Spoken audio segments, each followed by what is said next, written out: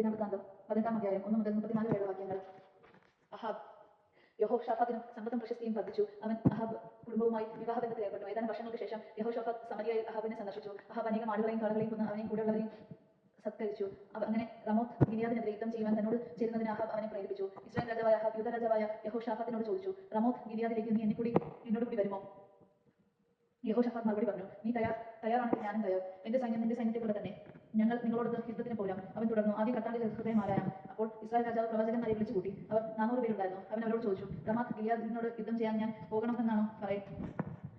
വേണ്ടയോ? അവർ പറഞ്ഞു, പോകുക, ദൈവം അത് രാജാവിന്റെ കയ്യിൽ ഏൽപ്പിച്ചു. അപ്പോൾ യഹോഷാഫാത്ത് ചോദിച്ചു, കർത്താവിന്റെ ഇംഗിത്തം ആരായാൻ അവിടുത്തെ പ്രവാചകനുമായി മറ്റാരും ഇവിടെ ഇല്ലേ? ഇസ്രായേൽ രാജാവ് പറഞ്ഞു, കർത്താവിന്റെ ഹിതം ആരായാൻ ഒരാൾ കൂടിയുണ്ട്, ഇമ്നായുടെ മകൻ മിഖായ. എന്നാൽ എനിക്ക് അവനോട് വെറുപ്പാണ്, അവൻ എനിക്ക് തിന്മ ഇല്ലാതെ നന്മ ഒരിക്കലും പ്രവചിക്കുകയില്ല. യഹോഷാഫാത്ത് പറഞ്ഞു, രാജാവ് അങ്ങനെ പറയരുതേ. അഹാബ് ഒരു ഭൃത്യനെ വിളിച്ച് ഇമ്ലായുടെ മകൻ മിഖായെ വേഗം കൂട്ടിക്കൊണ്ടുവരുവാൻ കൽപ്പിച്ചു. ഇസ്രായേൽ രാജാവും യൂദാ രാജാവുമായ യഹോഷാഫാത്തും രാജകീയ വസ്ത്രങ്ങൾ അണിഞ്ഞ് സമരിയയുടെ കവാടത്തിനടുത്ത് മെരിക്കളത്തിൽ സിംഹാസനത്തിൽ ഉപവിഷ്ടരായി പ്രവാചകന്മാർ അവരുടെ മുൻപിൽ പ്രവചിച്ചുകൊണ്ടിരുന്നു. അവരിൽ ഒരാൾ കെനാനയുടെ മകൻ സെദ്ദേക്കിയ ഇരുമ്പുകൊണ്ടുള്ള കൊമ്പുകൾ വെച്ച് അഹാബിനോട് പറഞ്ഞു, കർത്താവ് അരുളി ചെയ്യുന്നു, നീ ഇതുകൊണ്ട് സിറിയക്കാരെ നശിപ്പിക്കും. എല്ലാ പ്രവാചകന്മാരും അത് ശരിവെച്ച് പറഞ്ഞു, റമോത്ത് ഗിലിയാദിനെതിരെ നീങ്ങുക, കർത്താവ് അത് രാജാവിന്റെ കൈകളിൽ ഏൽപ്പിക്കും. മിഖായെ വിളിക്കാൻ ചെന്ന രാജസേവകന്മാർ അവനോട് പറഞ്ഞു, എല്ലാ പ്രവാചകന്മാരും ഏകസ്വരത്തിൽ രാജാവിന് അനുകൂലമായി പ്രവചിക്കുന്നു, അങ്ങും അവരെ പോലെ അനുകൂലമായി പ്രവചിക്കാം. മിഖായ പറഞ്ഞു, കർത്താവാണ് എന്റെ ദൈവം അരുളി ചെയ്യുന്നതെന്തോ അത് ഞാൻ പറയും. അവൻ വന്നപ്പോൾ രാജാവ് ചോദിച്ചു, മിഖായ, ഞങ്ങൾ റമോത്ത് ഗിലിയാദിനെതിരെ യുദ്ധത്തിന് പോകണമെന്നോ വേണ്ടയോ? മിഖായ പറഞ്ഞു, പോയി വിജയം വരിക്കുക, കർത്താവ് അവരെ നിങ്ങളുടെ കൈകളിൽ ഏൽപ്പിക്കും. രാജാവ് പറഞ്ഞു, കർത്താവിന്റെ നാമത്തിൽ എന്നോട് സത്യമേ പറയാമെന്ന് എത്ര പ്രാവശ്യം ഞാൻ ആവശ്യപ്പെടണം? അപ്പോൾ മിഖായ പറയുന്നു, ഇടയില്ലാത്ത ആളുകൾ പോലെ ഇസ്രായേൽ ജനം പർവ്വതങ്ങളിൽ ചിതറിക്കിടക്കുന്നത് ഞാൻ കണ്ടു. ഇവർക്ക് നാഥനില്ലേ? കർത്താവ് അരുളി ചെയ്തിരിക്കുന്നു, ഇവർ സ്വഭവനങ്ങളിലേക്ക് സമാധാനത്തോടെ മടങ്ങട്ടെ.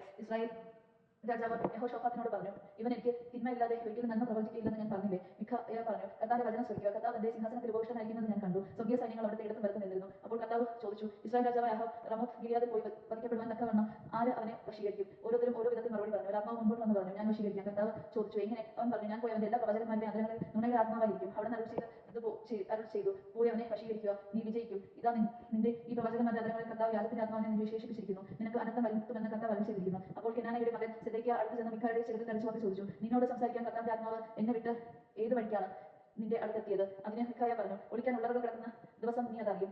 ഇസ്രായേൽ രാജാവ് കൽപ്പിച്ചു, മിഖായയെ പിടിച്ച് നഗരവിരുദ്ധനായ അമോന്റെ രാജകുമാരനായ യോവാഷിന്റെയും മുമ്പിൽ കൊണ്ട് ചെന്ന് പറയുക, ഞാൻ സമാധാനത്തിൽ തിരിച്ചു വരുന്നതുവരെ അല്പം മാത്രം അപ്പവും വെള്ളവും കൊടുത്ത് ഇവനെ കാരാഗൃഹത്തിൽ സൂക്ഷിക്കുക എന്ന് രാജാവ് ആജ്ഞാപിച്ചു. മിഖായ പറഞ്ഞു, നീ സമാധാനത്തിൽ മടങ്ങിയെത്തുമെങ്കിൽ കർത്താവ് അല്ല എന്നോട് സംസാരിച്ചത്. ഇത് ജനം മുഴുവൻ കേൾക്കട്ടെ. ഇസ്രായേൽ രാജാവും യൂദാ ജനവുമായ യഹോഷാഫാത്തും റമാത്ത് ഗിലിയാദിലേക്ക് പുറപ്പെട്ടു. ഇസ്രായേൽ രാജാവ് യഹോഷാഫാത്തിനോട് പറഞ്ഞു, ഞാൻ വേഷപ്രചിതനായി യുദ്ധകളത്തിലേക്ക് പോകാം, നീ രാജകീയ വസ്ത്രം ധരിച്ചുകൊള്ളൂ.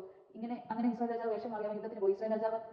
ഇസ്രായേൽ രാജാവിനോടല്ലാതെ വലിയവനോ ചെറിയവനോ ആരോടും പടപൊരുതരുതെന്ന് സിറിയ രാജാവ് തന്റെ രഥനായകന്മാരോട് കൽപ്പിച്ചു. യഹോഷാഫാത്തിനെ കണ്ടപ്പോൾ, ഇതാ ഇസ്രായേൽ രാജാവ് എന്ന് പറഞ്ഞ് അവർ അവനെ ആക്രമിച്ചു. അപ്പോൾ യഹോഷാഫാത്ത് നിലവിളിച്ചു, കർത്താവ് അവനെ സഹായിച്ചു, അവരിൽ നിന്ന് ദൈവം അവനെ വിടുവിച്ചു. അവർ ഇസ്രായേൽ രാജാവല്ല എന്ന് മനസ്സിലാക്കിയപ്പോൾ രഥനായകന്മാർ അവനെതിരായുള്ള ആക്രമണത്തിൽ നിന്ന് പിന്തിരിഞ്ഞു. എന്നാൽ യാദർശ്യ ഒരു ഭടൻ എഴുതാകുമ്പോൾ ഇസ്രായേൽ രാജാവിന്റെ മാർച്ചട്ടയ്ക്ക് കവചത്തിനുമിടയിൽ തറച്ചു കയറി. അവൻ സാരഥിയോട് പറഞ്ഞു, രഥം തിരിച്ച് എന്നെ യുദ്ധകളത്തിൽ നിന്ന് കൊണ്ടുപോകുക, എനിക്ക് മുറിവേറ്റിരിക്കുന്നു. അന്ന് ഹോർ യുദ്ധം നടന്ന സന്ധ്യ വരെ ഇസ്രായേൽ രാജാവ് സിറിയാക്കാർക്ക് അഭിമുഖമായി രഥത്തിൽ ചാടി നിന്ന് സൂര്യാസ്തമനത്തോടെ അവൻ മരിച്ചു. യോജമാൻ നാം കേട്ടത് നമുക്ക് ദൈവത്തെ